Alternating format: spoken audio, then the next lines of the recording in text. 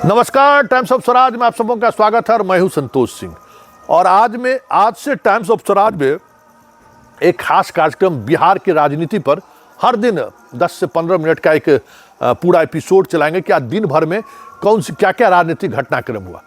कुछ भी देखने की जरूरत नहीं है, ये 10-15 मिनट का आप एपिसोड देख लेंगे। पूरे घटनाक्रम पॉलिटिकल क्या डेवलपमेंट रहा है वो डेवलपमेंट आप समझ जाएंगे।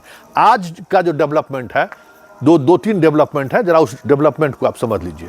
पहला डेवलपमेंट ये है कि उपेंद्र कुशवाहा जो नाराज थे उनको बीजेपी ने मना लिया। मतलब ये आप समझ जाइए कि बीजेपी किस तरीके से बिहार के एक एक वोट को, एक एक सीट पर किस स्तर पर मॉनिटरिंग कर रहा है, जरा आप समझिए। हमें लगता है कि पारस को भी मना लेना चाहिए था, इनको 1-2 सीट देके पारस को भी मना लेना चाहिए था। पारस को इस तरीके से छोड़ के हमें लगता है कि कहीं न कहीं नित्यानंद राय के ज़्यादा भरोसे पर आ गए अमित शाह। पारस के साथ जो लोग बाहर आए हैं, ऐसा नहीं है कि उनका अपनी राजनीतिक वजूद नहीं है, वो आपको नुकसान पहुंचा सकता है। और अगर पारस ने साहस दिखा दिया और हाजीपुर से चुनाव लड़ गया पारस, तो समझिए चिराग पासवान का वो हश्र होगा जिसका अंदाजा शायद आपको नहीं है। हाजीपुर सीट से रामविलास पासवान को भी जितना मुश्किल हो जाता था जब आरजेडी और दोनों गठबंधन से जब वो अलग रहते थे। 2009 में हारे थे ना, रिकॉर्ड जब राजपूत और यादव साथ होता था तो वो रिकॉर्ड वोट से जीतते थे, और जब राजपूत और यादव अलग अलग हो गया तो हार के कगार पर पहुंच जाते थे। और कभी राजपूत यादव साथ हो गया तो उनको छोड़ के रोसड़ा भागना पड़ा था। इसलिए चिराग के लिए आसान नहीं होगा। इसलिए जो कुछ भी बीजेपी थोड़ा हमें लगता है कि पारस के मामले में चूक कर बैठा है। उसको जैसे उपेंद्र कुशवाहा का एक विधान परिषद दे के मना लिए, उसी तरीके से कुछ आश्वासन दे के हमें लगता है कि पारस को भी मना लेना चाहिए था। और पारस के इस मुद्दे पर विजय सिन्हा, जीतन राम मांझी की भी प्रतिक्रिया आई है, शत्रुघ्न सिन्हा की भी प्रतिक्रिया आई है। तो जरा इन लोगों की प्रतिक्रिया भी सुन लीजिए। क्या दृष्टिकोण है वो, और साथ तो दिया है उन्होंने, लेकिन इस मामले पे मेरा कुछ कहना ठीक नहीं होगा। ये उनका और उनकी पार्टी के बीच का मामला है। टीएमसी ने जो कहा है कि सुप्रीम कोर्ट मॉनिटर्ड इलेक्शन होना चाहिए क्योंकि जो ईसीआई है उसका दुरुपयोग हो रहा है, उस पर क्या कहिएगा सर? पहले उसका दुरुपयोग, यानी आप ईवीएम की बात कर रहे हैं, ईवीएम के साथ साथ वीवीपैट तो जरूर होना चाहिए, और अगर सुप्रीम कोर्ट की निगरानी में हो तो बहुत बेहतर होगा। ठीक ही कहा। देखिए, उनकी अपनी बात है। वो दो तरह की बात बोल रहे थे। पहले तो वो बोल रहे थे कि हम एनडीए का सिपाही हैं, तो इस माने एक सिपाही अगर है तो सिपाही को जो आदेश होता है पालन करना चाहिए। लेकिन उसके बाद वो मंत्रिमंडल से इस्तीफा दे दिए हैं, तो इसका मतलब है कि सच्चा एनडीए के वो सिपाही नहीं हैं। अगर होते तो ऐसा नहीं करते। तो इसलिए ये उनकी बात है, उस पर हम यही कह करके और कोई ज़्यादा बात नहीं करना चाहते। सम्मान दिया है, लंबे समय तक कैबिनेट में मिनिस्टर रहे हैं, और जब उन्हीं के भतीजे का, जिसका हक भी बनता था, उनके पिताजी के जाने के बाद उत्तराधिकारी थे, उनको छोड़ के इनको सम्मान मिलते रहा। और उसके बाद जब उसको नए लोगों को अवसर मिल रहा है तो इनको आशीर्वाद देना चाहिए और मिल कर करके आगे बढ़ाना चाहिए, और इनका भी सम्मान होगा। देश के प्रधानमंत्री नरेंद्र मोदी जी पुराने का भी स्वागत करते हैं, नए का भी अभिनंदन करते हैं। दूसरा जो डेवलपमेंट है वो डेवलपमेंट आपको जदयू और एनडीए का जो गठबंधन है उसमें, उसको लेकर अगर हम बात करें तो सिवान सहित कई सीट पर अब नए चेहरे उतारने के जुगत में नीतीश कुमार भिड़ गए। इस बार लगता है कि सिवान से वो चेहरा बदलेंगे, क्योंकि आनंद मोहन को शिवहर वो लड़ा रहे हैं। सिवान से किसी कुशवाहा को लड़ाने की बात हो रही है। तमाम सीटों पर वो अब एक अलग तरीके की रणनीति बना रहे हैं, और हमें लगता है कि कई उम्मीदवार वो बदलेंगे।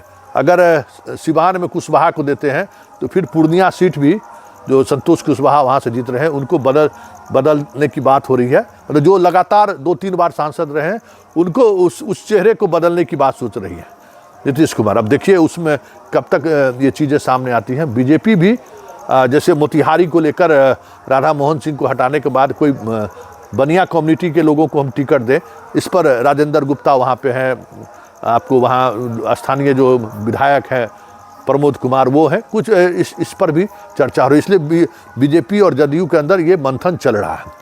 आज उसी मंथन का दौर नीतीश दिल्ली में रहकर इन चीज़ों को आगे बढ़ा रहे हैं। लेकिन इतना तो जरूर है कि शुरुआती बढ़त, काफ़ी बढ़त एनडीए ने ले लिया है। एक एक सीट को लेकर जिस तरीके से मॉनिटरिंग बीजेपी कर रही है, उसमें कोई दो मत नहीं है कि 40 में 40 का जो उनका दावा है, परिणाम क्या होगा कहना मुश्किल है।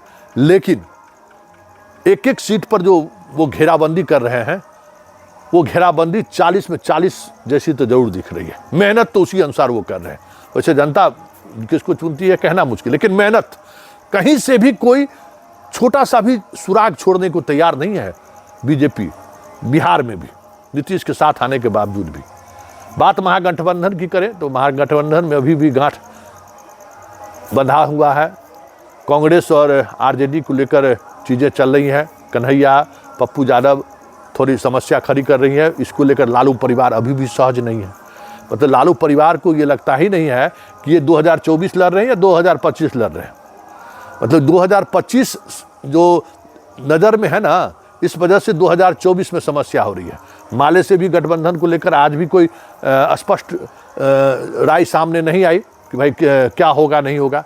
हाँ, एक खबर जो आई कि फातमी को फिर से आरजेडी में रिजाइन दे दिया है उन्होंने जदयू से, और आरजेडी में आएंगे तो चुनाव लड़ेंगे मधुबनी से। मतलब फातमी को लाकर मधुबनी से चुनाव लड़ाकर कन्हैया के एक बार फिर से घेराबंदी कर दी कि सीपीआई को एक सीट दीजिएगा ना भाई।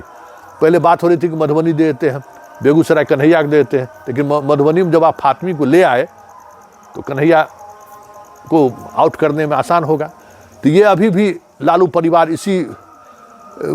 उसी खेल में लगा हुआ कि किसको हम कद छोटा करें जो हमारा तेजस्वी को कोई चुनौती ना मिले।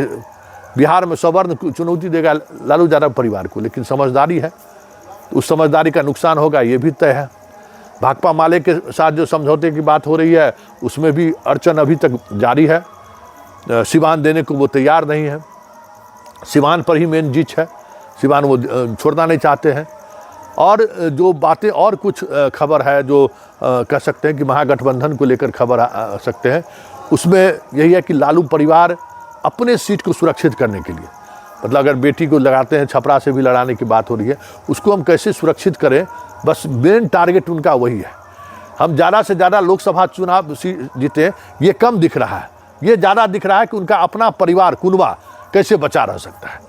तो इसका नुकसान स्वाभाविक तौर पर होगा, क्योंकि तब आपका प्रोफेशनलिज्म जो होता है राजनीति का वो नहीं दिखेगा। गठबंधन के बीच का जो प्रोफेशनलिज्म है जो बीजेपी कर रही है, आप वो कहीं न कहीं लूज कर रहे हैं और उसका असर पड़ेगा कि भाई अब 20 तारीख से नॉमिनेशन की शुरुआत होगी और कल से अधिसूचना जारी होगी और आप अभी तक तय नहीं कर पाए हैं, जबकि फर्स्ट फेज में चुनाव की प्रक्रिया अब शुरू होने वाली है। तो ये आज का कुछ बिहार का पॉलिटिकल चीज़ें रही हैं, और इन तमाम चीज़ों को हम लगातार हर दिन यही 8 से 10 मिनट में हम समेटते रहेंगे। कुछ प्रतिक्रिया आएंगी तो वो प्रतिक्रिया भी हम आपको सुनाएंगे, लेकिन रोज़ाना हम आपको इतनी चीज़ें ज़रूर आप तक पहुंचा देंगे कि बिहार की राजनीति के इनसाइट स्टोरी क्या है, कहाँ क्या चल रहा है, वो ज़रूर आप तक पहुंच जाएगा।